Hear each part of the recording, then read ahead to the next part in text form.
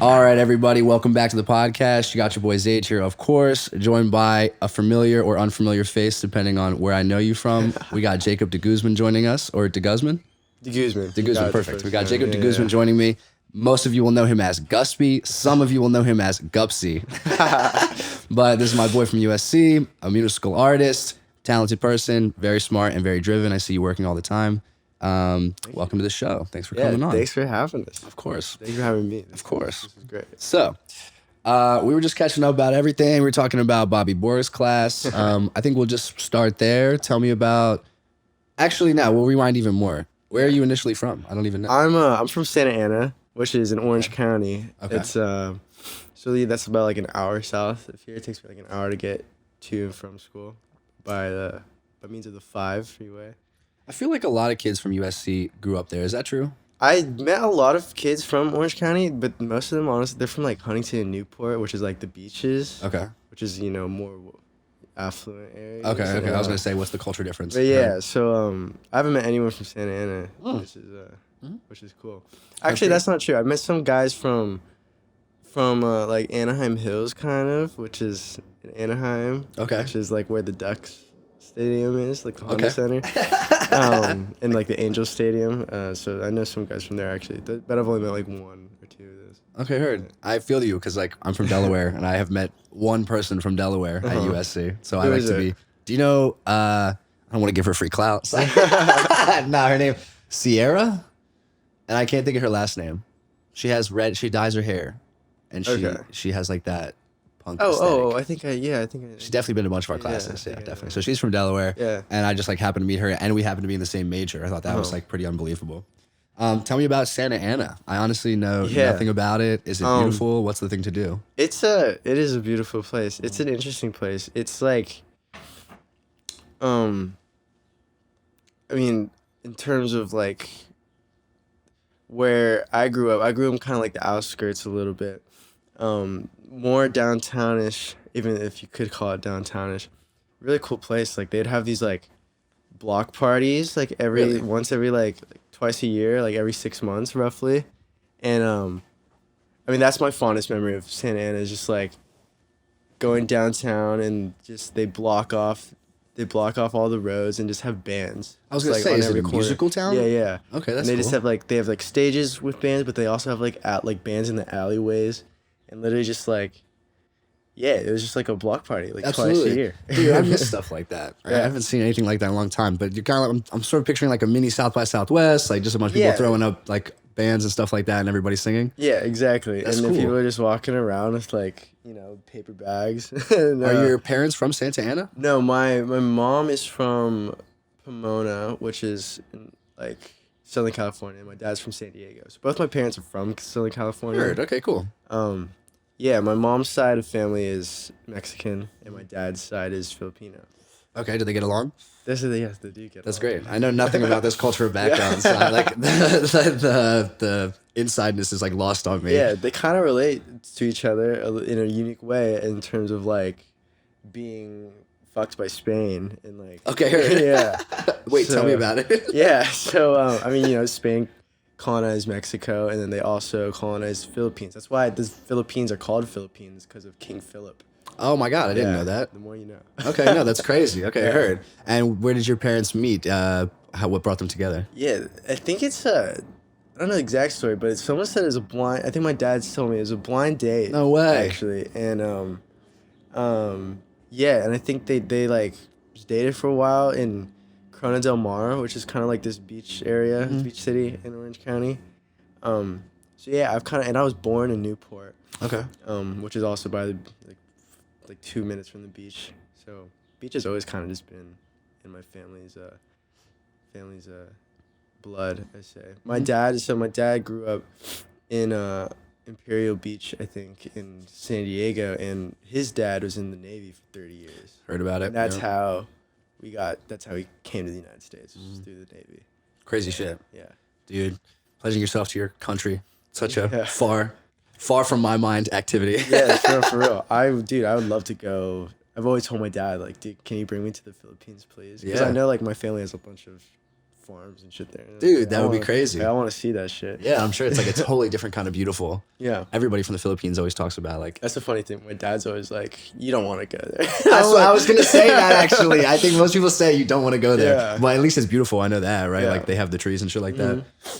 So you've pretty much been a Cali kid your whole life. Have you enjoyed the experience? Totally. Do you like being a Cali kid? Yeah, I would say. Yeah. In terms of, I mean, I'm definitely spoiled Oh, because definitely. of that. Like, I've always had good weather my entire life. I've always had a beach within like 10 minutes away from where I am. So nice. And I've always had like culture, I guess. Huge like, culture, yeah. yes. I was just commenting to someone else, like being from Delaware, I didn't realize that like being from Delaware left me a little like in the blue about a lot of stuff. And then I moved to LA and I met a bunch of my friends and I was just like, you guys know a lot about like what's going on in the world and like this like work-life balance and stuff like that. I love the West Coast wave so much. I don't know if it's because I'm from the East Coast and it's different or not, but I think it's amazing. Yeah. Are your parents into music? How did you end up getting yourself into music? That's a great question. My mom and dad are not musically talented at all. Heard. But I have to give credit to my dad's side of the family. I like use all their hand-me-down instruments. So I think my dad has like, he's one of 5 siblings, and his siblings all played something like either drums or bass or guitar or something. That's one of my earliest memories of music was by far just like in San Diego, these like weird family like jams. But then it totally was lost on me. Like I didn't didn't really grasp. Like I didn't hold on to that. Be like, oh, that's what I want. I want to make music. It just eventually, I don't know what happened. Sometime in like, I was 6th grade-ish. I picked up an acoustic guitar. I was like, I'm gonna learn this. I had a teacher for like 2 months, and then I was like, this sucks. I was like, it's so hard to learn. Yeah. I was like, this sucks. My fingers hurt. I was like, I'm not gonna do this. And then about like a year later, my friend put me onto the White Stripes, and Jack White in particular was like the reason why I was like, I'm gonna learn guitar. No way. Because I was like, I want to shred like that guy. And so it's a very stereotypical way to start music. It was a 7 Nation Army, just like dun, dun, dun, dun, dun, dun. And I just play that for like hours and hours, all the time. And I remember one of my friends played drums, and like neither of us were good, right? But we just played that dun, dun, dun, dun, dun, dun, for hours. And I remember his dad would always tell us like, you guys gotta learn a new song, like like you guys gotta learn something else. And I was like, okay, yeah, we'll learn. And then from there, that's when I got. So guitar was just the first one. Do you still work with that drummer now? I don't, unfortunately. Yeah. I haven't. Yeah, no, he was my best buddy for a long time, and then, he just went on. I had a band in high school, and we're all good buddies, and we just kind of all split. Go to college and whatever. And I don't think any of them continued on their pursuit of okay, music. definitely. Yeah. It's a tough gig to follow. So Yeah, totally. for sure. But that's how life is too. I know, like that feeling. It's so funny as you get older. You just kind of realize like people do break off, but not for any reason. Like life just takes you in different directions. You know, it sounds cliche, but like it is really like that. Yeah. Kevin always talks about this cool concept of like, but in our industry, we live in this world where like even when you separate for that long, you can like come right back and just continue the conversation that you left off on. Yeah. You know? And I think that is like kind of unique, and I love that. So you're playing White Stripes. What encourages you to start like writing your own music? What's the gap there? Ooh, that's a good question. I guess it's just like, we'd be playing covers and stuff. So I was like, okay, let's just write our own stuff. And I was like, I remember just sitting in class, like in notebook, like instead of doodling like, per se, I would just write dumb like just stupid lines, just like poetry and stuff, stuff that rhymed. I remember getting into that, and then we had a voice memo app on your phone. It was like the first DAW, right? It's like you just record everything on there, and I remember buddies, we would do that. We'd have my buddy like in a cajon right here in the guitar, like we'd all get really close to the one phone and then try to like play and like yell and it would come out, we'd have a song at the end and we'd be like, yeah, like this is sweet. And I guess I just kept writing stuff. I would just got into the habit of like anytime like a rhyme or something cool like came to my head, I'd be like, okay, I gotta write that down and like save that for later.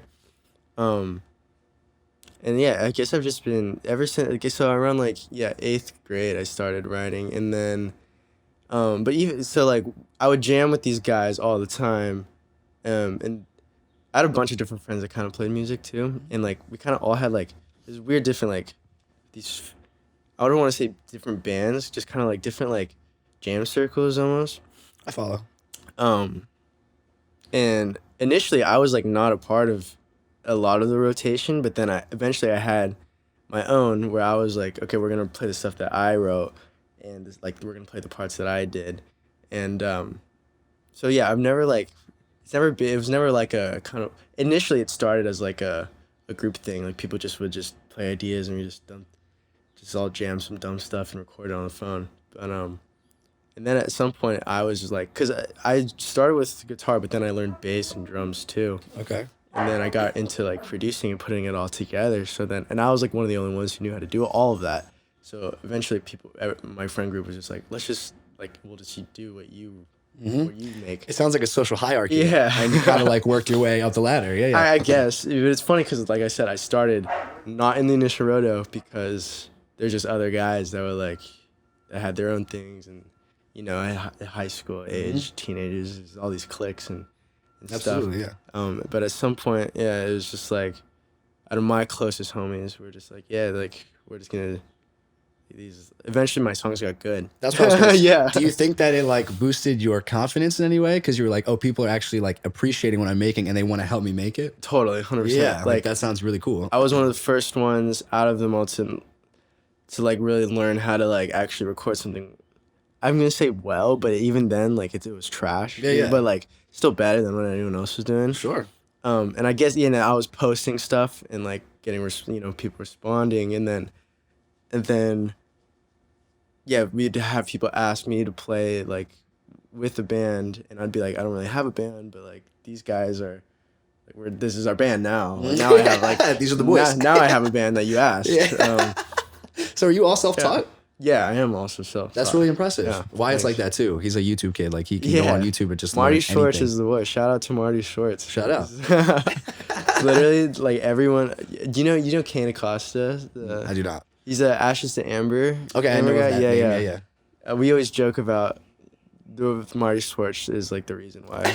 Is he like an old head online or something? Yeah, he's just like some like the dad godfather of YouTube tutorials on That's awesome. Okay. on how to play guitar, and like yeah, no, that's totally like what I just internet, YouTube, and just jamming, and then just doing that literally on days and days and days. When did you guys?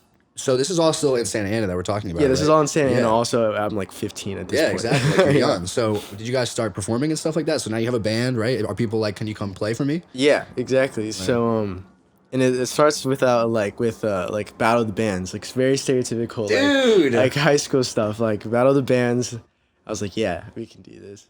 Put it together, and then from there we started playing like we just go random people would just be like, we're having a party, like do you want to just pull up with your instruments and play? And we're like, yeah. And did you ever go to like college parties as a band? No, we never got that high up. I wish. Yeah, that would have been a trip for sure. But yeah, just like other dumbass high school kids. Just, sure. Like parents gone for the weekend, and we're like, yeah, let's trash this house. And like, did it get you a lot of clout? Were people, I would say. Yeah. And were you going by Guspy?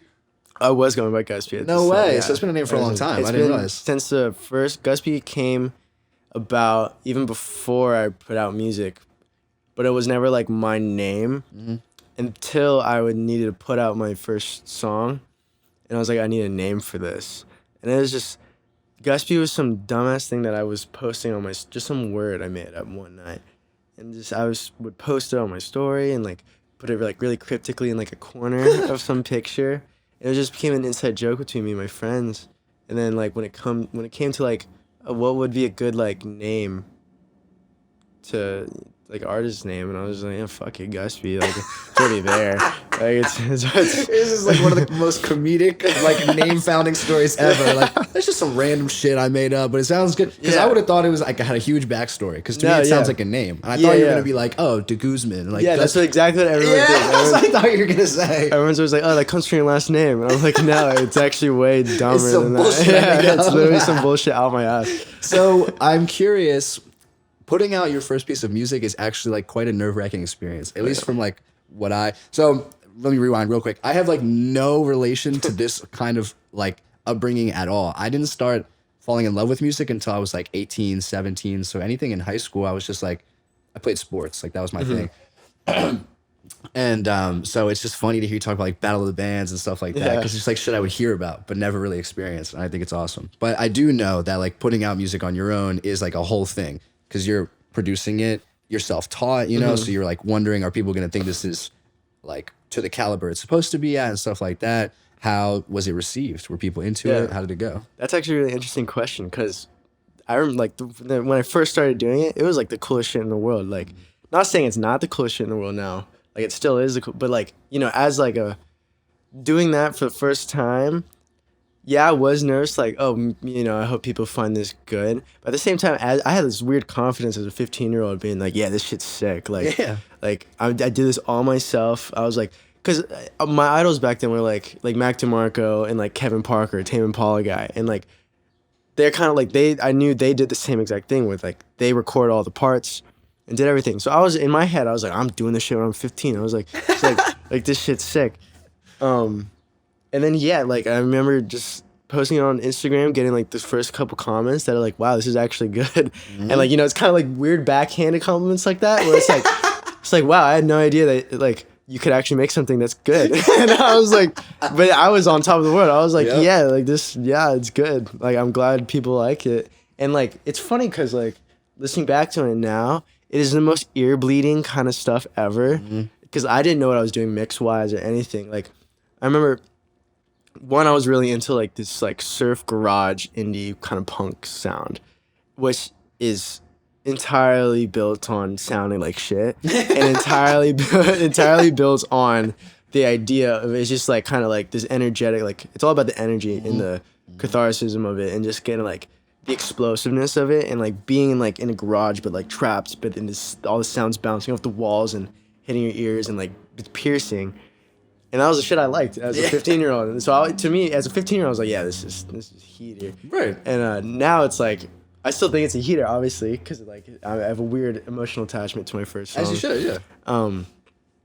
But yeah, it's just I listen to it on the headphones now, and I'm like, ow, like I'm like this is hurting my ears. I would, because I was a lot of surf guitars into like reverb and shit, which is just like, and it goes a lot into like the high ends. Okay. And it was funny because I had my guitar going through an amp with a reverb, and I would record that with a mic, and then the mic would go to the computer, and then you would edit the audio, and I would add like another reverb emulator. So it was just like double reverb, and it was wet, and it was piercing, and it sounded terrible. But I was like, I had no idea what I was doing back then. And I was just like, yeah, this works. So I almost want to play the song. Hopefully, if I can find it, I'll put it in. I could totally send it to you. Okay, please. Yeah, I would love to play it. That sounds great. Because then people will be like, oh, I get it. What he's saying. Yeah.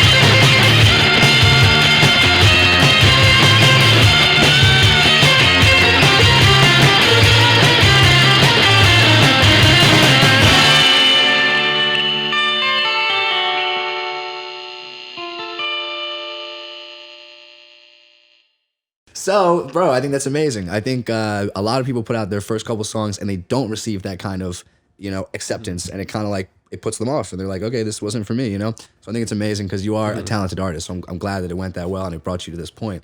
But how did you end up going from? We'll kind of like surmise this area, but like, how'd you go from putting out your first piece of music to ending up at USC? Because that's quite prestigious, and you do study in the music program, right? I am. I'm actually a business major. Okay, I was wondering. With a music industry minor, and that's a whole. That is a whole other story. I would love to hear all about that. Yeah, because a lot of people do that kind of thing. Like I've met like Beata is also like she came from, and Mitchell, like they came from different majors and they kind of like scooted themselves in. Yeah. So I mean, I had no idea that.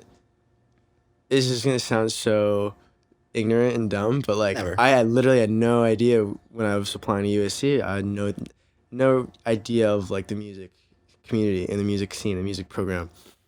I knew that there was music schools like Berklee College of Music or some shit like that, but I also I was never it was always to me like I don't want to. I was always like I don't want to like study it because I was always afraid of like losing some sort of like this weird guys always been like punk being in the punk scene in Santa Ana. This is where I could say where Santa Ana actually influenced me a lot.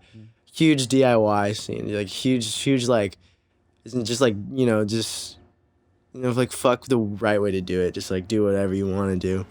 And I guess my idea of going to an institution and kind of learning how to do it the right way was always kind of like lame. That's totally understandable. Yeah, that is totally understandable. And at the time I was just like, oh, I don't want to like, I've always wanted. I've always known that like I'm gonna be doing music until I die. So it's like, might as well. And like I've been developing skills at that point for a while. So I was like, I should, maybe study something else. And then this story is actually funny. It was like November 30th, and the Common App was due like December 1st. And I initially was applying as a petroleum engineer. Holy shit. Actually. And then there was like, write 3 essays about why you want to be a petroleum engineer. I was like, fuck that. Like I'm picking a major. I'm picking a major that I don't have to write anything for. And it was business admin. And I was like, yeah, I'll do that. I remember I was going to apply to USC. My dad was just like, just do it. And I was like, yeah, sure, I'll do it. Because I was really into the idea of going to like UCSB, like Santa Barbara. So pretty. Yeah, and that's just way more my speed in terms of like being by the beach and like and all that shit. I'm so glad I'm not there, right? Mm-hmm. I'm so glad I'm at USC. I'm so glad that this weird fate, destiny thing kind of just happened and just like kind of fell. And like once I got here, I was like, oh, there's a music program and shit. I was initially just like, okay, that's cool. It's maybe I'll find my crowd in there, like, people like me. And it honestly never kind of really happened, like, the first semester. I never found, like, the music crowd that I really fucked with, at least. In terms of other people that just, like, really didn't give a shit about... Not didn't give a shit. They just liked the stuff that I liked, which was, like, kind of, like, not this pop thing. Like, it was more like a DIY underground kind of, like, mentality.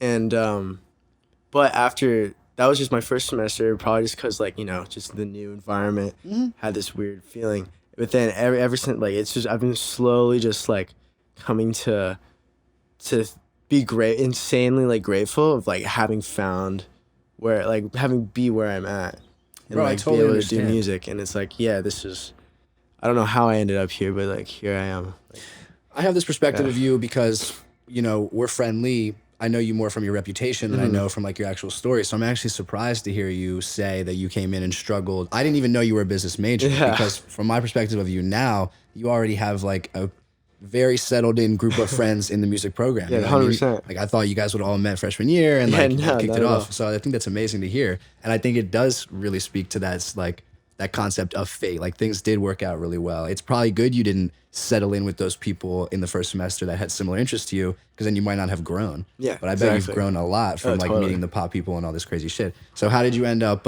what actually brought you to meeting the pop program and eventually like making a minor and shit like that? As lame as it sounds, dude, it was through pledging. I was no way. Which I never planned on doing, because again, like being a punk guy, I was like, I was fucking dumb.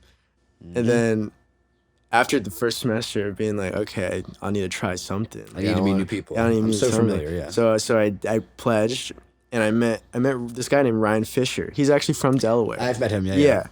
And he was kind of my in, and I met all these other guys too. A lot of the Oros guys, do you know? I do. Yeah, I do. Sorry, I was thinking about something else. Yeah, I met a lot of them through this pledging experience, and then that was actually a huge decision because like even if I pledge a different house, I pledge ZBT, even if I went to a different place, I would totally not be in the same group that I am now. Not in ZBT, like I haven't really been active since like for a while now, but that initial semester of being a little pledge bitch was honestly like pretty fun, and it was honestly like I got to meet a bunch of dudes. That's how I got tight with Kid Hastings. Was through that experience. So yeah. Like I'm familiar with this process, and I understand the story. I'm actually a transfer student, so I went to school in New Jersey for 2 years, and it was a very similar experience where I was just like, I'm not meeting anyone that I get along with. Like, I need to meet new people. I'm going to literally explode. Like, what is life? And so same thing. I was like never interested in being in a frat, not even like a single ounce of my being thought that would be cool. But I was like, this has to happen, you know? Yeah. So I pledged a frat, and I ended up meeting like a bunch of cool guys where I was like, oh, you guys are like worth spending money to hang out with, I guess, you know? Yeah. That's the part that always got me. It's like so silly. I don't want to have like after pledging and forming like actual relationships, I was like, okay, I don't have to spend money to be friends with these guys. Exactly. It's a big moment where you're like, what is the value here? Exactly. You know? And I'm still all homies with them. I'm just like, yeah, I'm just not paying you money. Like, Exactly. I'm not paying you fucking $3,000. But no, it ends up being like a huge plus, right? Like you have your bros and shit like that. So that's amazing. So okay, you met the homies, and then they were like, hey man, you should actually like consider studying the music, or what? Yeah. So eventually I was like, once I learned that there was a music industry program, I was always deciding between music production minor or music industry minor. And I remember this one guy, Jesse Munsat, I don't know if you know, but I remember he told me one time, he's like, dude, you like get in sessions with TJ Wee. Do you know who that is? I do not. He's a producer guy, one of my best friends. Oh, nice. It's like just fucking hang out with him and you'll get him fucking music production minor. And I was like, hey, bet. And so I'll do the music industry and then just hang out with TJ. And it's honestly worked. It worked great. So yeah, the music industry, being a minor, I guess, like a lot of this in hindsight, I feel like, I'm talking about it like I had this clarity of like what I wanted to do. It totally did not happen. It just totally happened. It was like, yeah, music industry minor, like, sounds cool. Like, I'll do that. And like then the intro class with Mike Garcia was just like, I remember taking that class and honestly being so upset after every class, and that being upset, like not upset, like, yeah, I was just like, oh, like this industry sounds like bullshit, like like this. Oh, the music industry. Yeah, just the intro. He was just telling me the intro class, which is I'm first learning about like record contracts, publishing deals, all this shit, PROs, all this fucking bullshit. And I was just like, yeah, this kind of sucks. But it was like really intriguing me. It was like, I want to learn this. Like, like, this is what I love music. And like, it's at face value, it's the first, like the brute impact of learning this stuff.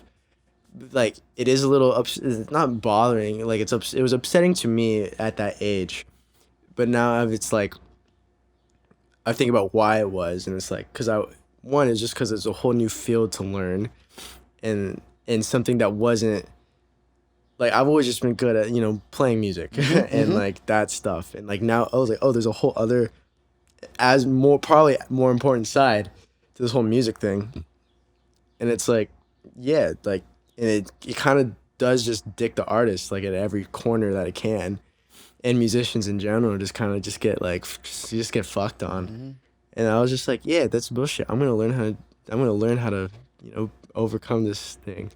Haven't figured it out. You gotta understand the system to beat the system. Exactly. That was kind of. But I actually love what you're saying. Like, this concept of like what was really important to you as someone who fell in love with music ultimately got like slapped in the face within like a week of like You were like, oh, I don't want to learn the industry. Yeah. That shit's fucking lame. Like, it has nothing to do with what I care about. And you were like, all right, eventually, I guess I should check it out. And you were like, oh, it's exactly like I thought it would be. Like, this shit sucks. Everything's like about a suit and money and bribery. And yeah, it's a dirty, dirty industry. But I'm glad you feel the way you do, because I think a lot of people our age feel that way. And a lot of people in our program feel that way. And I hope that, like, 10 years from now, 5 years from now, whenever we're all like in the industry, we can start changing it to be the way we need it to be. Yeah, you know that's definitely like been huge inspiring thing for me. It's because like the music industry classes, like the people I'm with in those classes, so much better than Marshall business school classes. Bro, I feel and it. it's like, yeah, these are actual like personalities of those like people.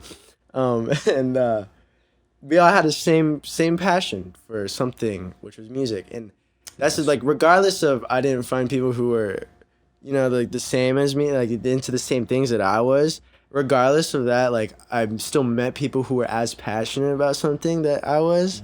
And it was like, oh, like, yeah, like, and that was like one of my first, like, okay, like this music thing, it attracts a lot of different, because I've been in one music bubble, essentially, being in Orange County and just SoCal in general. I was just in the music bubble and just seeing this way bigger community of people who, different ways that people like fall in love with this thing. And I was like, yeah, like I that's the mentality of we're all gonna be in this shit together, and it's kind of just like a huge like party the whole time. Honestly, it was it's just like, this is our job. Like, I love that. Yes, like, I feel the same way. Yeah. Like, I'm very excited to see what the future holds for this community we got to be a part of. It sounds like you're very thankful to be a part of this community and appreciative. And I feel the same way. Like, bro, people are already doing like insane things. Like Chris Papa, like everything with 24K and Chris Papa, like that shit is unbelievable. Yeah, like, that just happened under our noses. Yeah, like it's unbelievable. It's actually crazy when you think about it. It makes me jealous. Like, I have raw jealousy. I'm like, damn, like they're really doing that shit. Yeah. But I feel like we're all gonna get there. I'm not worried about it. But no, I think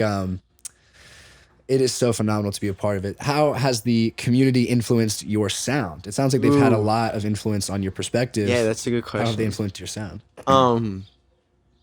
It's just made me get better, I think. Made me want to get better too, because like I said, in high school I produced and I wrote like 3 projects.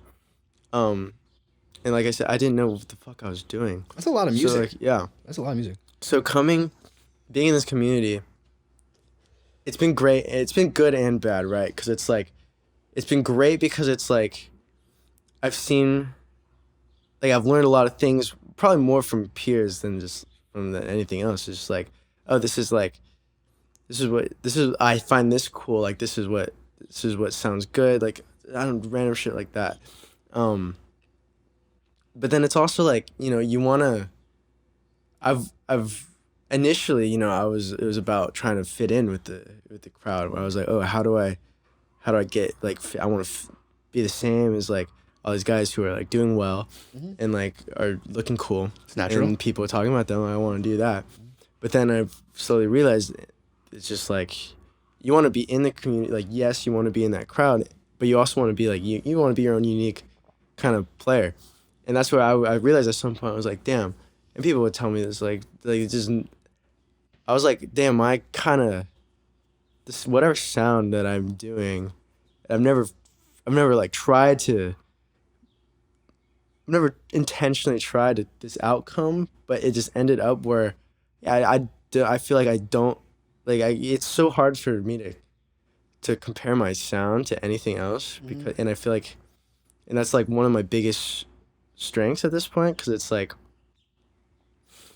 yeah, it's like, it's a weird thing, like, you want to have other points of comparison to help you get an idea of what something sounds like. At the same time, you never want to be like, you never want to make that easy. Of like, you don't want to like name drop another artist to compare your music, but you also do because you want people to understand what you're saying. Yes, exactly. Yes, I know this situation. Yeah. So that's kind of like what I realized being in a music community. Was like, okay, there's other people who are really good at what they do.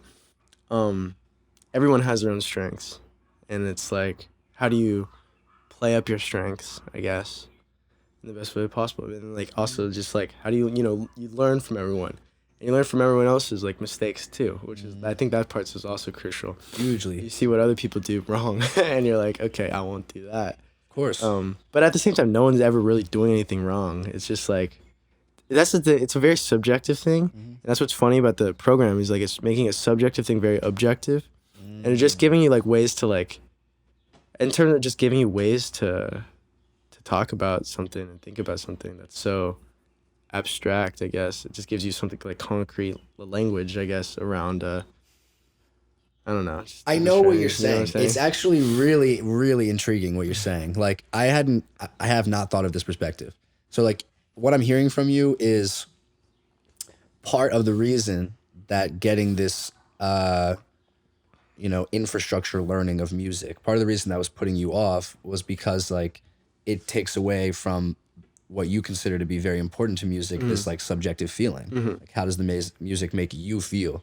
And it is interesting because in class we do talk about music and marketing and even like branding an artist in a way that totally removes all the magic. Yeah. Like there's no more magic. There's no like subjective. It's like, oh, like I'm evaluating this based on how many people are looking at it, how many people are commenting on it, how many like different niche marketplaces am I breaking into? Yeah. You know what I mean? It totally makes it feel way different.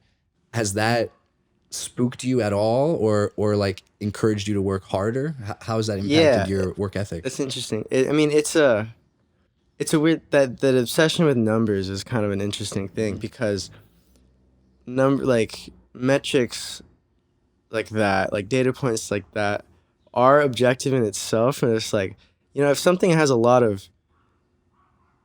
a hit, if something's really popular and has a lot of attention, then it's like, okay, this is good. Like, and it's like, it's a self-fulfilling kind of thing where like something's not good until it's popular and which makes it good. And then once it's popular, but then once it gets too popular, people are like, oh, it's overhyped or something like that. It's a really weird thing you can't really put your finger on it. And that's why it's really hard to kind of talk about without sounding kind of crazy. I think you're doing a good job. Yeah. But yeah, I guess that's always been there for me because initially I was like, oh, I was always against like this algorithmic way of, artistic expression. I was like, oh, this is kind of weird that like a bunch of binary code is determining like what we like. But then I've learned a lot more, and I've been like, okay, no, just the way it works is kind of like, it's a weird objective way of like if people are sharing this.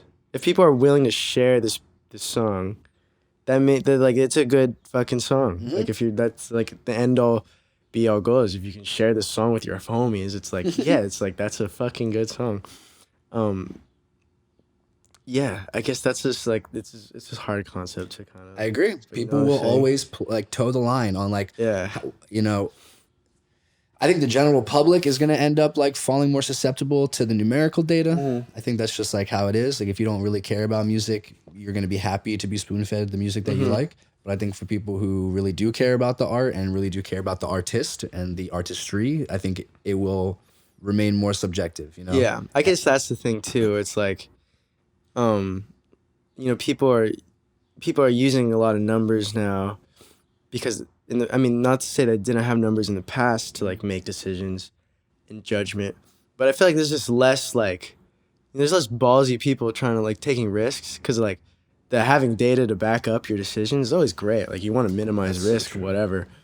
But at the same time to make artistic choices and like to be a real A&R, like a tastemaker in this day and age, I feel like you do kind of gotta take risks at some point.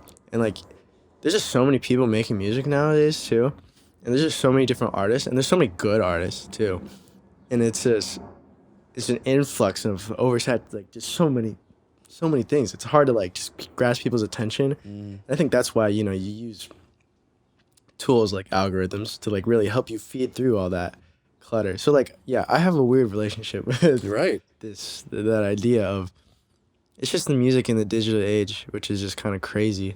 And it's it's just so interesting to me that like how much power like someone who makes a Spotify playlist has. Like I totally agree on with like that, taste, on like cultural pop cultural like shift and evolution. Like they just totally changed it. Not totally changed. I might be dramatizing that, but you know. As you should though. We're making a podcast. Yeah. But yeah, bro. Like that is hugely true. Like what's that website, man? That you submit your music, Submit Hub or whatever. Yeah. You know what I mean? Like that's something that everybody knows the name of. Nobody really likes that it exists, but we all just like have to try it at some point to see what it's like. And it's just, for people who don't know, it's just a website where you like submit your music and then people who make playlists listen to it and they're like, oh, I fuck with it or I don't. And then that's it. Like, now do you think your song is good or not? You know, like it totally changes your opinion on it. It's crazy.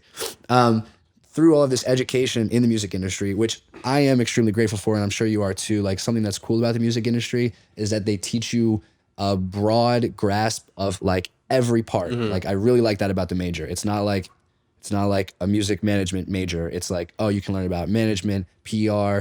Kevin just came in, so we have like festivals and branding. Like that's huge and super cool and new, I think. Yeah. Has all of this education opened you up to the idea of being a business person in the industry? Oh, totally. Okay, Yeah. like what kind of jobs would you be into having? Yeah, I mean, that's a huge internal struggle for me, obviously, as well, because it's like, I mean, I've always told my people always ask me, like, what are you going to do after college or whatever? And like, obviously, I'm going to be an artist because I always have been, like I have been for the past 6 years. So that's not going to stop. But at the same time, it's like, yeah, what are you going to actually do? You know? In case you need to make more money. Yeah, totally. it's like, what are you actually going to eat? And it's like, and it's like, okay, yeah. And I've always told myself just like anything, music related in the music industry. Like, I agree with you 100%. That's what's really cool about the more like holistic approach to it, because it allows you to like really get like just a taste of everything and be like, oh, this is what I'm really into. Like, this is what I'm really into. Or not. I had or not. I had this like big data technology class with Michael Kaminsky, and I was really into that stuff. And recently I've just been taking a lot of like data science kind of stuff, and I'll be like, oh yeah, music and data science. That to me is like what I found is like that's what I want to do. Just kind of to better understand that, and that goes in the whole kind of what we were talking about earlier, trying to understand this weird algorithmic sea of all this that's been upsetting me. But like now, the more that I want to. It's the same thing. Like I kind of talked about. I want to learn it better so that I can figure out how to bring back a little soul into it. So yeah, but that's the thing that's funny. It's like I came into the program knowing what I want to do. Like I want to be an artist. I want to be a songwriter, producer, performer. That's what a showman. That's what I'm best at. But you're right. It's interesting that I didn't come to school to learn how to get better at those things, but instead I came to school to learn how to get better at everything else. Yep. And it's just kind of like. Yeah. I think that's what they're hoping for. I hope so. I think that is what they're hoping for, because I came in thinking like, and this is why I used artist management as my example previously, like I just came in thinking that was like pretty much the only thing to do in the industry. It was like, you either are the artist or you represent the artist. Yeah. Like that's all I thought there was. And then I showed up and I just learned there were so many different things to do. And I very quickly realized like, oh, I don't want to be an artist manager. You know what I mean? Like I'm open to it, but it's just like not something I am passionate about like the way I thought I was.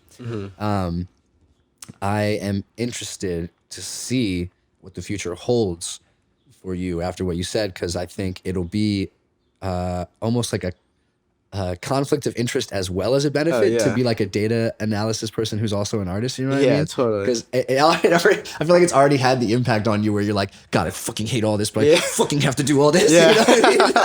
Yeah, totally. And it really is the world we're living in right now. Yeah, that's the best part of that is just like it's circumstances. You know, I can romanticize how it used to be, but like this is how it's gonna be. Might as well try to get good at what it's gonna be. And there's actually a little like, this is what's interesting about. This is probably why I like the whole realm of where things are kind of going in terms of big data and stuff, and how kind of like. Or there's a one individual movement that's to me is very kind of punk rock, which is like this idea of like being decentralized in like a decentralized future in terms of like the web and like currencies like cryptocurrencies and stuff like that. And there's almost like this little punk rock aspect of it that's kind of it's anti-establishment a little bit, where it's like, yeah, but people are fucking sick of Spotify. Like, people are sick of just the way that, you know, you don't get any fucking money from that shit anymore. And there's this whole kind of movement of artists in general kind of using data technologies like blockchain and cryptocurrencies and stuff like that to kind of like get some sort of sense of independent power back. Mm-hmm. And I think that to me is always super cool, because it's like, yeah, that's the DIY punk rock way that kind of I know. That is interesting. And it is really interesting, and it's kind of new too. I don't know if you've seen the stuff in the news about like NFTs and shit like that. Mm-hmm. That's kind of along the same lines of just like artists using these new technologies, and they're using them in creative ways to eat food again. It's like, that's great. It's like, I love that. So it's I've almost come full circle with that whole you know, at first learning about this the way big data has influenced music, and at first I was like, oh, this fucking sucks. But then I realized a bunch of other people agree that, yeah, this fucking sucks, and they've been making moves to overcome it, and I find that just super inspiring. And it's like, oh, I want to. That's why I want to do the same thing. I want to be, figure out some sort of way to, you know, to use the data weapons against the big man. The big man, no, the big labels, bro. I agree. I think the labels run everything, even more than we like. I already think they run everything, and I think they run probably more than I think they do. Like totally. It's pretty fucked up what goes down in the music industry. And you know what was really interesting to me? I thought it was cool, like when TikTok was cool, like when TikTok was breaking artists. Like I was like, wait, that's cool. It was cool. Like no label had anything to do with this. Like Lil Nas X, like that was really exciting until it became another label thing. You know? Yeah, totally. I think that TikTok era is over. Like I think everybody making on TikTok now is from a label. Mm-hmm. Exactly. So I agree with you 100%. Like but it always gets fucked up. Like that's what I was thinking about when you were talking about the NFTs and stuff. Yeah, it always gets fucked up. Now all the labels are doing it, and it's exactly. Like, it gets fucked up so fast. Yeah. Like within a month, like what was cool and could have been like a breaking thing is now, you know, destroyed by big money and big business. It's so lame. I saw the White Stripes made a NFT recently of a Seven Nation Army remix. Your OGs, yeah. The OGs, exactly. Like the OG shit that I was a little bit like, oh. I was just like, why? Right. I was just like, why? Right, right. But I knew it's not Jack White. At least at the end of the day, I know that it's probably not Jack White doing it. It's not Jack or Meg. They have nothing to do with that shit, and it's just some fucking bigwig who's like, yeah, NFTs, really easy way to make money. Like, it's just... And they catch the bag. Yeah, one funny story about Jack White. The first event I ever worked with Kevin was a surfing competition, and Jack White was performing. No way. Yeah. That sounds sick. I didn't even know who Jack White was. Yeah. And after the show, like Kevin's like barbecuing or whatever, and we're all just like chilling out, like hanging out, and over in the corner is Jack White and John C. Reilly. Do you know him, the actor who works with Will Ferrell all the time, from Step Brothers and from Talladega Nights? Okay. That's John C. Reilly. Yeah. They're just like over there having a catch with a baseball. Yeah. I was like, what is life? Like, this super famous actor and this super famous musician are just like having a catch, and Kevin Lyman's barbecuing. Yeah, it was just like so LA or maybe or whatever. And it was just like a hilarious moment. So every time you keep saying Jack White, I just think of that hilarious moment. When was that? That was like last year. I don't know like what month, but it was like obviously pre-COVID and everything. Yeah, it was like when shit was regular. It was hilarious. And then Kevin like met John C. Reilly, and he was like, "Oh, he lives in my neighborhood." I told him just come over for a barbecue. You're friends with John C. Reilly now? Yes, bro. I can't agree more with you about these sentiments about like the big labels fucking everything over, and like I would love to see a bigger rise of independent artistry. It just seems so broken. Like I like. Companies like Oros, I'm not using them as an example, but these like media companies, I love seeing them. Like, do you know Louis Goodman? Yeah. He works with Sarah a lot and other things like that. But he has his own media company called like Sparky WTF. I love those. And I know like Kristen Robinson works for a few different like taste-making media companies, you know? Yeah. And I like so those. Cool. Shout out Kristen. She's the best. Cool. Yeah. I've only met her a couple times, but she rocks. She's been on the podcast. She's lit. Do you like I personally never heard of this until moving here. There are a lot of music collectives, like a lot. Like I consider it possibly oversaturated. Like I feel like every person has the ability to start like collecting and making a name for their brand or whatever. Do you think that like has a positive or negative effect?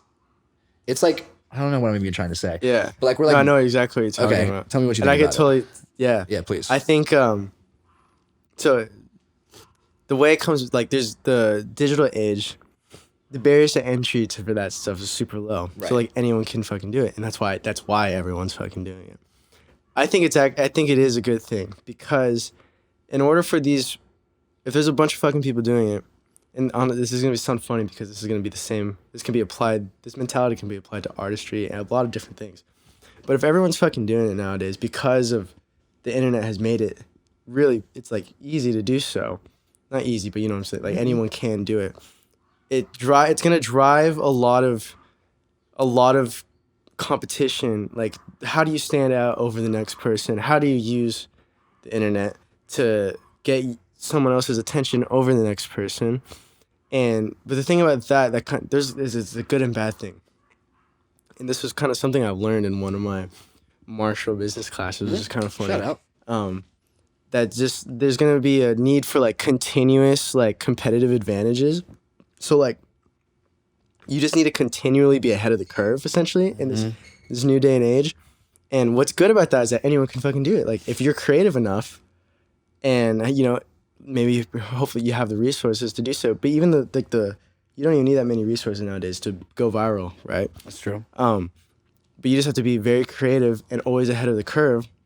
And that's kind of a good thing because it's like, okay, anyone, like, you know, that's power to the creatives, which is, you know, if you're creative enough, you can overcome and do it, and you deserve that to reap the benefits of doing it first and setting the trend.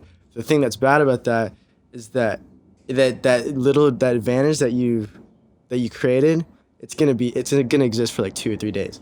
So like, true. Like you gotta continuously be ahead of the curve, and that sounds terrible, right? That sounds like a fucking anxiety attack just waiting to happen. Yeah, exactly. It's just like, oh, I have to you literally can't chill nowadays, and everything's so fast paced, and everything's gonna be. But this is what they talk about when they like exponential kind of innovation and stuff in this new digital age, and that's kind of like what we're seeing is just like shit's just moving so fast. So fast. And I love what you just said. And yeah, I mean, but that's going back to the other part that you said, like with labels, they have a lot of, they're huge. They have a lot of resources and stuff. So they're in a better position to do cool stuff. But then it's like, why aren't you doing cool stuff? It's like, it's like, what the fuck? It's like, it's like, why is the coolest shit always happening from some random group of kids who just made a collective in college? And it's like, but see, that's why it's cool. But you know, it's a really big picture. I kind of like. It is a huge picture idea we're talking about, bro. But it's like, I think it's really cool that, you know, never before I have a bunch of. I mean, probably yes before, but not just like not with the accessibility of social media and stuff. Yeah, it's but that's my whole thing. Like it's all enabled by social media and the internet and stuff like that. It's all enabled by these tools. But then like I always get back to like, oh, the mental like strain of this all, like it's demanding, and it kind of is like so uncertain too, where it's like you might be hot for like 1 week or 2 weeks, but like next week you gotta figure out something really fast. And it's like, you know, it's just the come and go era of artists. Exactly. Yeah. I could name like probably a dozen artists off the top of my head that like I was listening to earlier this year, and I was like, I can't wait to see what they do next. Yeah. Nothing, you know, like because it takes to do art well. It takes a long time. Exactly. Yeah. And it's like you really literally cannot. But like, well, it takes a long time, and I'm completely agreeing with what you're saying. Like. Yes, exactly. It takes a long time, so you aren't able to like put out an entirely fresh new song next week. You know what I mean? Exactly. And so then you lose all your hubbub and all of your attention, and you're like just something that happened last week. Exactly. Everything is like that. Memes are like that. Dude, like I feel like we're stuck in a world where like memories are like that. Like people are like forgetting shit that just happened to them like yesterday and like not appreciating it anymore. We live in a super fast world. Wait, do you think that it has anything to do with because we're not stuck, but because we exist in LA? Like, this is a super fast place, and we're super obsessed with like what's hot and what's in the culture, and especially in our classes, like always trying to stay up to date on the industry. Like, do you think about kids in like Kansas, Indiana? Like, do you think they feel the same kind of like anxiety about staying hot? Interesting. I mean, and yeah, I guess like I don't know how to say this without sounding like coastal elitist. You but may, it's yeah. like it's I mean, guess being here, it's like you want to be you have this driver to like, be the forefront of pop culture and really get it with it. But I do think someone in Kansas could totally do that because of the internet. Like, it's a globalized thing now where it's like literally anyone in the world can be as involved in anything, I think, and not necessarily have to be in a pop culture hub like LA or something. Now, obviously, not everything is digital, which is great. So like, there's a lot of things that do matter in person. Like why a lot of people, why we're able to like, have a community, right? Like you kind of need to have in-person community plus the digital community is probably like the best of both worlds. I don't know if this is, what I'm saying. That makes sense. Yeah. That makes sense. So like that's what I would say. Like it's anyone in the internet, like literally anyone can be as connected as anyone. But there's a good thing. There's a great pluses about in-person relationships, obviously. True.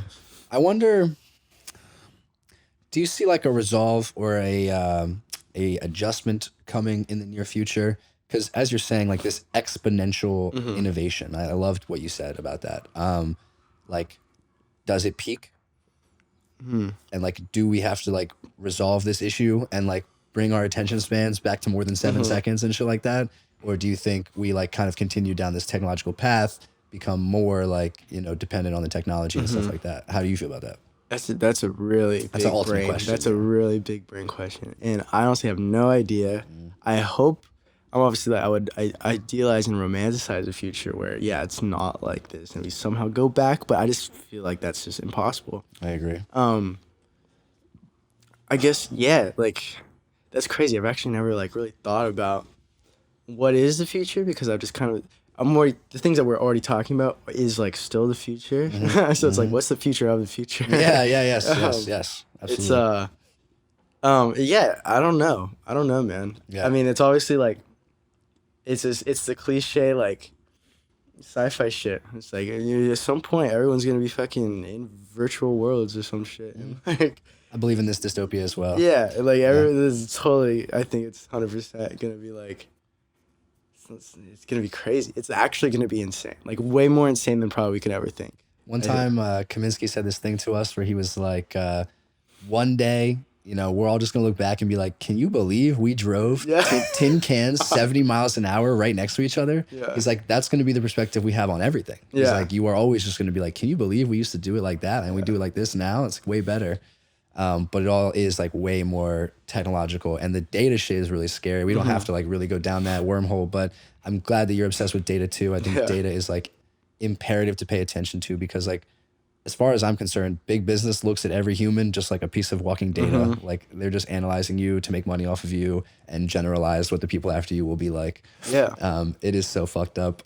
On a more brighter note, what's going on in the Guspy world in terms of like music coming out, anything upcoming that we should discuss? Are shows like in your future? Like what's going on? I think I'm throwing a show on the 21st of May, really? which is very soon. It's like definitely. It's a couple Fridays from now. So that's exciting. I have in terms of music, I have so much music that I'm sitting on, and I'm just working on really perfecting them because I've just become obsessed with just once something's out there, I never want to touch it again. I never want to look at it again. I don't even want to listen to it again. But if I do have to listen to it again, I want to enjoy it fully. And I've only done that once so far. Actually, no, I've done it. I have done it twice. Okay. Hash Girl was the first one where I tried not to listen to that song as much as possible. But if someone ends up playing it or someone asks me to play it for them, I will enjoy the song. And I really like that because it's like a 2-year-old song where the mix sucks, but it's still like, to me, it's like, yeah, okay, that's a good song. People like that song. STEEZ LUÍS, to me, the most recent one that I dropped, is like one of my it's so important to me because it's like one of the first times where I really sat on something for way too long, but it was all worth it because it was like, I need to make this a fucking banger. Like, I need to do this for myself, like, not for anyone else. Like, I need to make this. I can't have any regrets once I release a song. So that's what I have, a bunch of music like that I'm working on. I have plans for a couple singles coming out in the summer. That's exciting. Just working on like all the other stuff that's not music now. So like music videos, press assets, cool photo shoots, cool creative direction, stuff like that. Just like stuff for social media promotions. I'm sure that is like a huge focus of you guys. So Yeah, do you have like totally. a quote unquote team, like a support Dude, system? no, that's the thing. Like, I wish so, man. Like, Oh, no? I mean, like, I have one homie, Grant Conley, and he's been helping do some managerial stuff and just kind of like day to day stuff. But at the end of the day, I'm honestly doing everything still. Absolutely, dude. I've been trying to build like some sort of team, some sort of creative team. It's just so hard because I've been doing everything myself. So like, I have such particular ideas that I know what it looks like in my head, and it's just like I personally just have like a hard time trying to communicate that with other people, but and that's why it's so fucking slow, honestly. And it's the slowness is pissing me off at this point because it's like I just want my music out. Music's done. I need it out. But it's just there's this way to release music nowadays, kind of what we're talking about. Yeah, absolutely. Where it's like you need to capture everyone's attention for like a day, because that's all you're gonna get. Maybe 2 days. Maybe you gotta really show out, like put out for like this short amount of time period. But then even then, you gotta come back with it really quickly.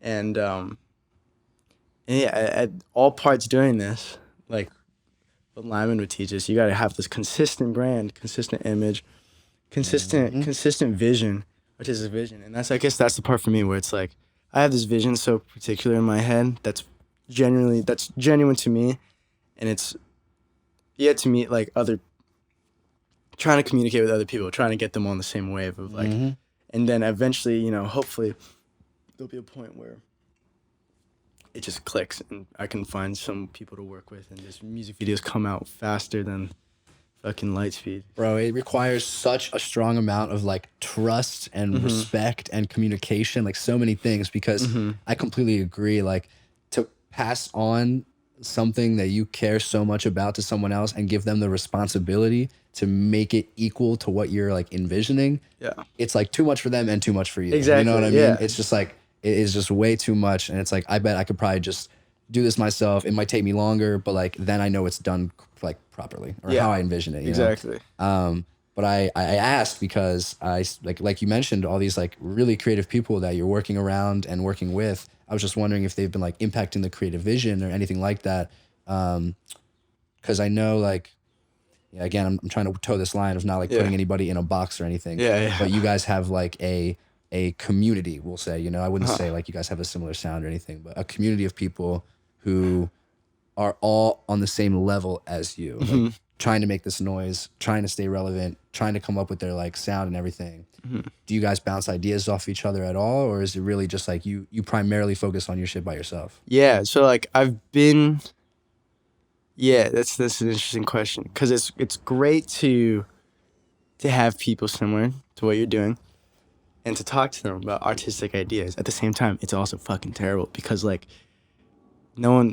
two artists talking to each other is just like such a shit show sometimes, because it's just like, because artists have huge egos, right? Of course. And like was a weird thing with ego with an artist where like you kind of need an ego to be so confident in like your vision. And that's the thing that like artists need to have so much confidence in what they believe and like what they're trying to do, and like talking to other people who aren't like it could be a little like destructive, like self-sabotaging almost in a sense, where it's like, Absolutely.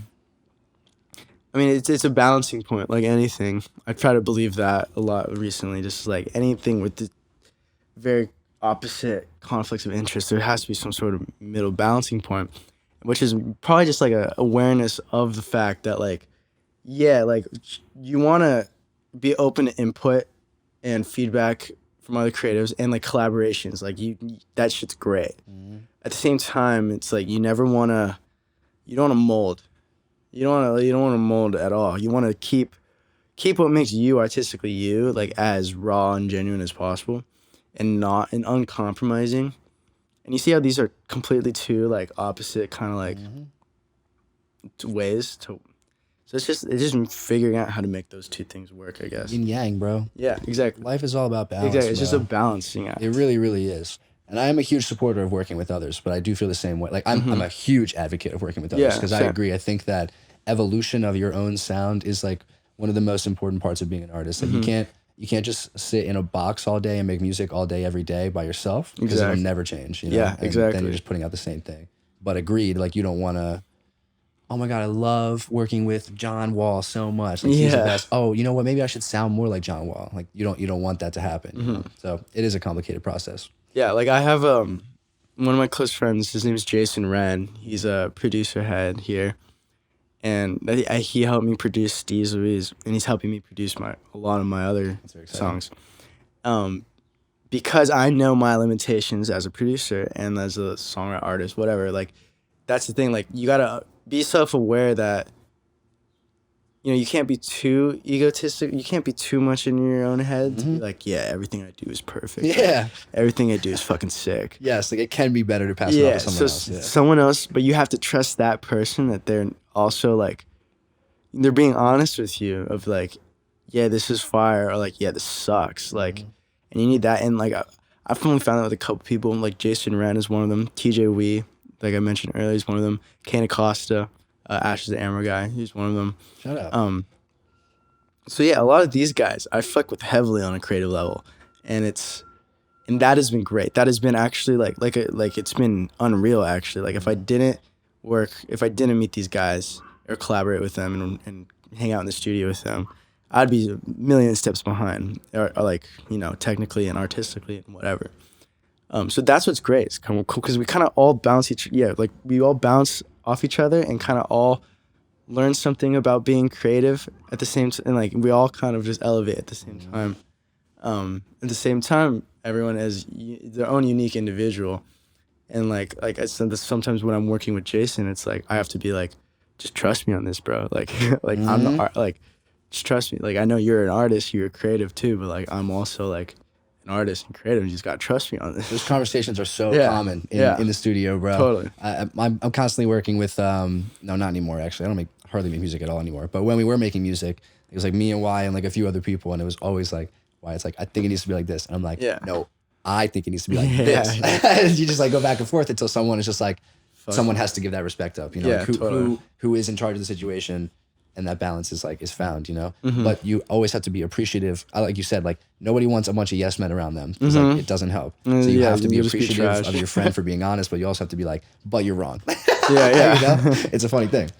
All right, bro. Well, I hate to cut it short, but we've been going for long enough, definitely. How long was it? We've been going for over an hour. Damn. Yeah, definitely. That's how we like to do it. Time flies. Absolutely. I'm glad you had a good time. Yeah. Before we wrap up, I just want to ask, is there anything we didn't mention or any shout outs you want to make to anybody or any last comments to the people?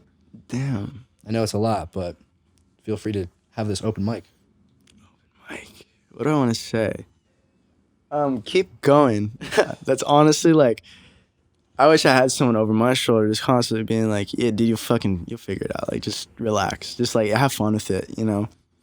Because I say that because to me, it's a lot of, like I said earlier, a lot of this music game, learning like how the way it works is kind of unfun, and it's like, damn, I like this because it's fun, and now it's not fun, but like at the end of it, it's fucking fun. Like we all love doing this shit. We love, you know, like it's like it's a blast all the time.